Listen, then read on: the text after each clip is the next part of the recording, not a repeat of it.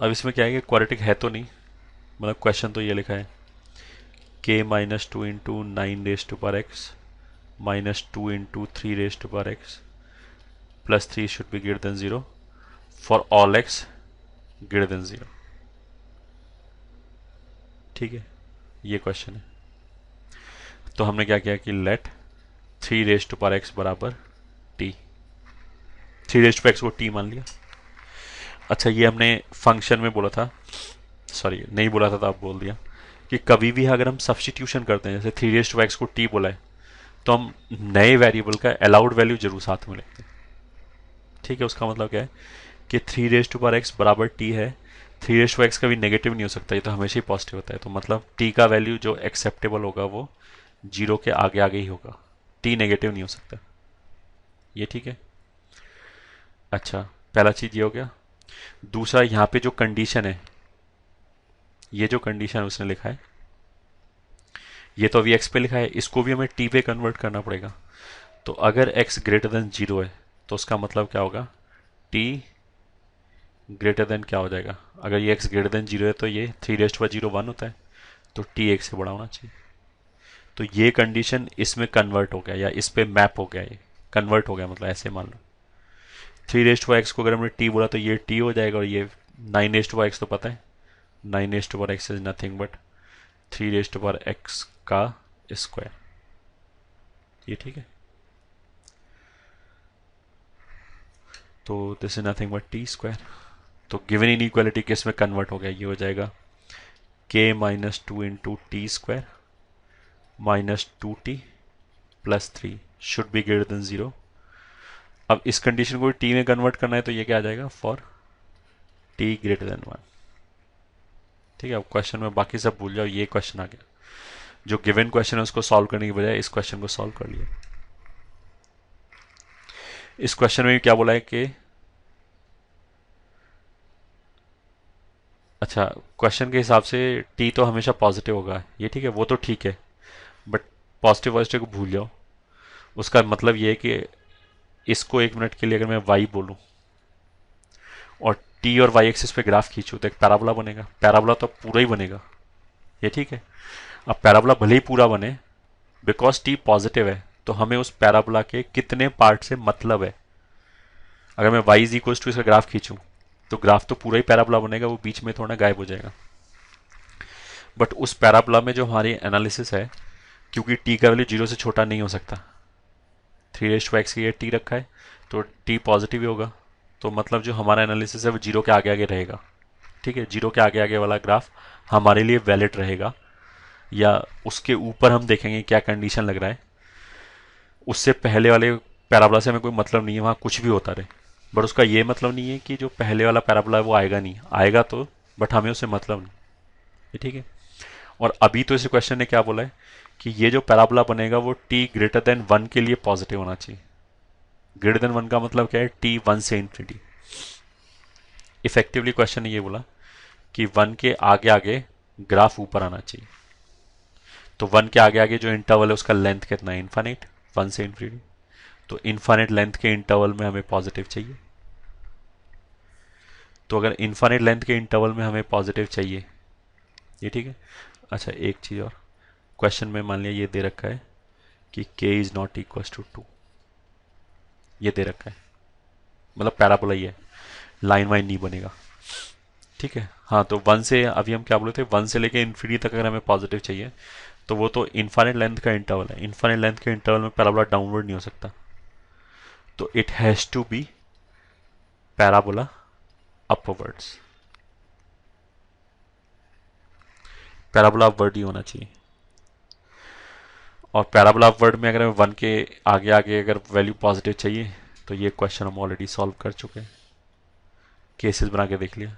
एक तो अगर मान लिया पैराबोला ऐसे बने कि रूट सी ना आए, तो ये हमारा फेवरेबल केस है, हमें तो वन के आगे पॉजिटिव चाहिए, इधर को उधर कुछ भी होता रहे। ये ठीक है। दूसरा केस बना लिया कि अगर दोनों रूट वन से पहले आ जाए, ये ठीक है, पैराबोला में दोनों रूट वन से पहले आ जाए तो भी चलेगा, क्योंकि ये वन के आगे आगे पैराबोला तो मतलब सीधा बनेगा, ये तो मेरी ड्राइंग ऐसी ही है, बट लॉजिक समझ में आना चाहिए। ये टी एक्सेस है, सॉरी एक्स एक्सेस नहीं है। अब वन के आगे आगे पॉजिटिव आना चाहिए, तो ये भी चलेगा। ठीक है, तो पैराबोला वन होना चाहिए, केस वन ये, केस टू ये, और केस थ्री जो आएगा, मतलब केसेस हम सोचते कैसे हैं, सोचते ऐसे हैं। सबसे पहले हम सोचते हैं कि पैराबोला अपवर्ड या डाउनवर्ड, उनको अलग अलग एनालाइज किया। तो यहाँ पे तो एनालिसिस करते समय क्या पता लगे, डाउनवर्ड हो ही नहीं सकता, क्योंकि इनफाइनाइट लेंथ के इंटरवल में वैल्यू पॉजिटिव चाहिए। इसलिए डाउनवर्ड रिजेक्ट हो गया, अपवर्ड ही आया बस। फिर अपवर्ड में हम कैसे फर्दर एनालाइज कैसे कर सकते हैं कि रूट रियल या नॉन रियल। तो पहला केस तो हमने नॉन रियल का बनाया, तो वो तो पूरा एक्सेप्टेबल है। फिर हमने रियल के अंदर सोचा कि अगर रूट्स रियल हैं तो क्वेश्चन में हमने देखा कौन सा क्रिटिकल नंबर है। तो इस वाले केस में क्रिटिकल नंबर क्या है, वन। तो वन के हिसाब से हमने रूट सोचा कि रूट के वन के इधर उधर, या दोनों वन से पहले या दोनों वन के बाद में। तो अगर एक वन से पहले होगा और एक वन के बाद में होगा तो फेवरेबल नहीं होगा, क्योंकि क्वेश्चन के हिसाब से वन के आगे वैल्यू वन के आगे वैल्यू नेगेटिव ही होना चाहिए, सॉरी पॉजिटिव ही होना चाहिए। ठीक है, तो एक वन से छोटा हो जाए एक वन से बड़ा हो जाए नहीं हो सकता। दोनों वन से बड़े हो जाए तो भी नहीं हो सकता, क्योंकि अगर दोनों वन से बड़ा होगा, दोनों अगर राइट पे ऐसे ग्राफ बनेगा तो भी ग्राफ नीचे चला जाएगा। दोनों वन से छोटा हो जाए वो ऐसे बन गया, सॉरी। और एक केस और देख लिया ऐसे कि अगर मान लिया एक रूट वन हो जाए और दूसरा वन से छोटा हो जाए, तो ये पर्टिकुलर केस पॉसिबल है क्या, पॉसिबल मतलब फेवरेबल है क्या। तो आंसर मिलेगा हाँ, क्योंकि हमें क्या चाहिए कि t ग्रेटर देन वन के लिए पॉजिटिव चाहिए, इक्वल टू नहीं है। उसका मतलब क्या कि t बराबर वन के लिए जीरो हो जाए तो वो चलेगा, बस वन के आगे आगे पॉजिटिव रहना चाहिए। तो इस वाले केस में वन के आगे आगे पॉजिटिव है ये टी एक्स, तो ये भी फेवरेबल केस है। ठीक है, अब केसेस करते समय हम सॉल्व कैसे करते हैं। जैसे पहला वाला केस आ गया, इसमें तो हमें, अच्छा उससे भी पहले जो ग्लोबल ये पैराबोला अपवर्ड के लिए क्या होना चाहिए, k माइनस टू ये पॉजिटिव होना चाहिए, तो k दो से बड़ा होना चाहिए। तो ये तो तीनों ही जगह पे आएगा कंडीशन, मतलब इसके लिए d लेस देन जीरो होना चाहिए, and of course k greater than two होना चाहिए पैराबोला अपवर्ड। इसमें हमें क्या चाहिए कि one should be greater than both the roots. तो उसके लिए तो तीन कंडीशन लिखते हैं, d greater than equals to zero, a f k greater than zero, k का वैल्यू यहाँ पे वन है, and minus B by two A, मतलब ये जो वर्टेक्स है वो इससे पहले आना चाहिए, sorry less than one, minus one. Parabola upward है तो k ग्रेटर देन टू। इन चारों को सॉल्व करके इंटरसेक्शन ले लिया, वो केस टू का आंसर आ जाएगा। इन दोनों को सॉल्व करके इंटरसेक्शन ले लिया, वो केस वन का आंसर आ जाएगा। अच्छा, इलस्ट्रेट करने वाला चीज़ क्या है, केस थ्री। अगर कभी भी हम किसी भी क्वेश्चन में, पैराबोला के किसी भी क्वेश्चन में एक रूट फिक्स करें, जैसे हमने इसमें यहाँ पे एक रूट फिक्स कर दिया ना कि वन होना चाहिए, और दूसरा रूट हमें क्या चाहिए कि वन से छोटा होना चाहिए। ठीक है, तो इसके लिए कंडीशन वंडीशन लिखने का जरूरत नहीं है, इसके लिए तो मैनुअली चेक करो। मैनुअली चेक करने का मतलब क्या है कि अगर एक रूट वन है तो एफ वन जीरो होना चाहिए, यहाँ से के का वैल्यू निकल आएगा, जो भी पैरामीटर है ए हो या के हो उसका वैल्यू निकल आएगा। फिर उस वैल्यू को वापस रख के ये देखो कि दूसरा रूट का है। अगर दूसरा रूट एक से छोटा आ रहा है तो सही है, जो भी ए का वैल्यू निकला है वो आंसर में आएगा। अगर मान लिया ऐसा हो जाए कि दूसरा रूट ऐसे बन जाए, मतलब राइट पे आ जाए, तो वो रिजेक्ट हो जाएगा। नहीं समझ में होगा, अभी आ जाएगा। एफ वन जीरो का मतलब क्या है, इसमें टी की जगह वन रख दिया, के माइनस टू, मतलब एफ टी क्या है वैसे, के minus two T square minus two T plus three, ये है शायद। इस केस को सॉल्व करने के वाला एफ वन जीरो मतलब टी की जगह वन रख दिया, तो यहाँ से आ जाएगा के माइनस टू प्लस थ्री बराबर जीरो। तो यहाँ से आ जाएगा के इज इक्वल टू वन, ये ठीक है। के इज इक्वल टू वन को वापस इसमें रखा, तो ये इक्वेशन क्या आ जाएगा, वन रखने से ये कितना हो जाएगा, minus T square minus two T plus three. तो ये तो पैराबोला वर्ड बना ही नहीं, तो ये तो ऐसे रिजेक्ट होगा। अगर मान लिया पैराबोला डाउनवर्ड बन भी जाता तो हम ये देखते कि अगर एक रूट वन है तो दूसरा रूट क्या है, अगर दूसरा रूट मान लिया 1 से बड़ा जाता तो भी ये वैल्यू रिजेक्ट हो जाता।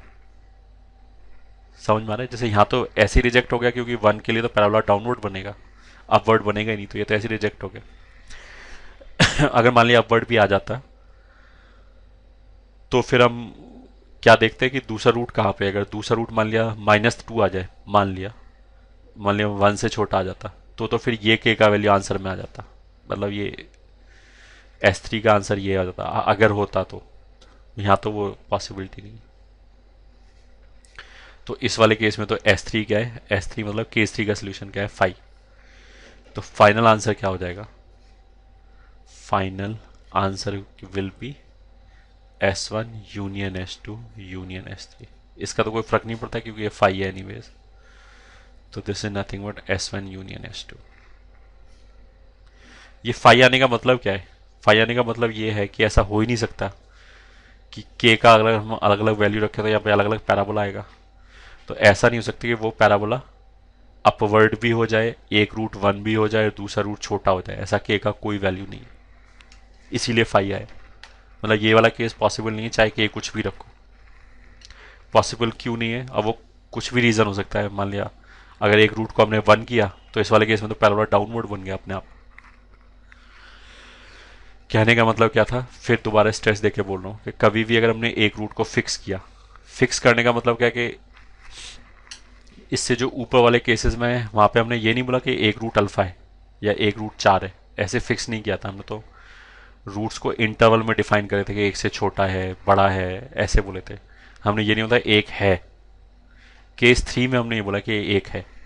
तो ऐसे अगर कभी भी किसी केस को सॉल्व करना हो तो पहले तो मान लिया हमने बोला कि एक रूट मान लिया 4 है, केस बनाया और उसमें बोला कि अगर एक रूट 4 है तो क्या करो, F4 को 0 करो, वहाँ से पैरामीटर का वैल्यू निकालो, उस पैरामीटर के वैल्यू को रख के वापस दूसरा रूट निकालो।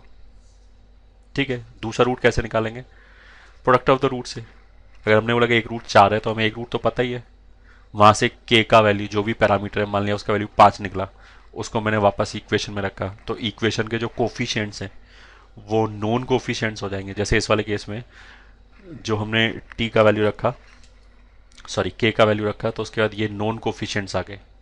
अब इन नॉन कोफिशिएंट्स में प्रोडक्ट ऑफ द रूट्स निकाल सकता हूँ ना, क्या होगा। जैसे इस वाले केस में प्रोडक्ट ऑफ द रूट हो जाएगा -3 C/A। तो -3 में अगर एक रूट 1 है और दूसरा रूट अल्फा है तो अल्फा क्या हो गया, -3। ठीक है, मतलब इस वाले केस में एक रूट अगर 1 है तो दूसरा रूट -3 है, तो दूसरा रूट -3 मतलब इससे पहले तो आ रहा है बट इसमें फेल क्या हो गया कि पैराबोला डाउनवर्ड बन गया अपवर्ड बनने की बजाय, इसलिए फेल हो गया। अगर मान लीजिए अपवर्ड ऐसे ही बनता तो जो ए का वैल्यू ये, सॉरी के का वैल्यू ये जो आया वो आंसर में आ जाता, बट यहाँ तो रिजेक्ट हो जाएगा। ठीक है, what I was talking about, कभी भी अगर हम एक रूट को फिक्स करें फाइनली तो कोई कंडीशन वंडीशन सॉल्व करने की जरूरत नहीं है। तुम तो ऐसे करो कि अगर हमने बोला कि एक रूट 4 है तो F4 को 0 करो, वहाँ से पैरामीटर का वैल्यू निकालो, उस पैरामीटर के वैल्यू को वापस जाके fx में रखा, वहाँ से product of the roots use करके या sum of the roots use करके दूसरा रूट निकाला। फिर हमने देखा कि अब जो केस बनाए वो हमारा रिक्वायर्ड केस है या नहीं है, रूट्स को देख के और पैराबोला अपवर्ड डाउनवर्ड को देख के। अगर रिक्वायर्ड केस है तो जो पैरामीटर का वैल्यू निकल के आया है, जैसे इस वाले केस में k = 1 निकल के आया है, वो एक्सेप्ट हो जाएगा। अगर मान लिया कहीं पे भी फ्लॉ आ जाए तो फिर वो रिजेक्ट हो जाएगा। जैसे इस वाले केस में रिजेक्ट हो गया, क्यों रिजेक्ट हो गया, क्योंकि पैराबोला डाउनवर्ड बन गया। इसलिए रिजेक्ट नहीं हुआ कि दूसरा रूट 1 से छोटा नहीं आया। क्वेश्चन के हिसाब से हमें क्या चाहिए था कि ये जो दूसरा रूट है ये 1 से छोटा होना चाहिए, तो 1 से छोटा रूट तो आ गया, दूसरा -3 है। बट प्रॉब्लम क्या हो गया, प्रॉब्लम ये हो गया कि पैराबोला डाउनवर्ड बन गया, अपवर्ड बना ही नहीं, इसलिए रिजेक्ट हो गया। ठीक है।